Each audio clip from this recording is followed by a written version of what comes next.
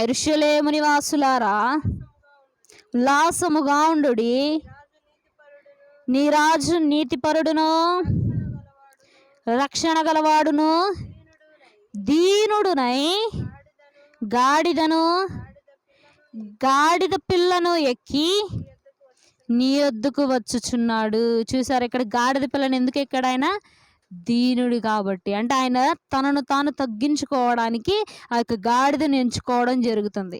ఈ యొక్క గ్రంథాల్లో కూడా ఎన్నోసార్లు చెప్పబడి ఉన్నది, దేవుడు ఎలాగున గాడిద పిల్ల మీద వస్తున్నాడు. సియోను కుమారి అనే ఇంకో వాక్యంలో ఉంటుంది, నీవు భయపడవద్దు అని. సియోను కుమారి అనే మాటకు అర్థం భయపడవద్దు, దేవుడు వస్తున్నాడు, తోడుగా నీకు ఉండబోతున్నాడు, నీ యొక్క పాపానికి రక్షణ కలగబోతుంది. వీటన్నిటికీ మీనింగ్ వస్తుంది సియోను కుమారి.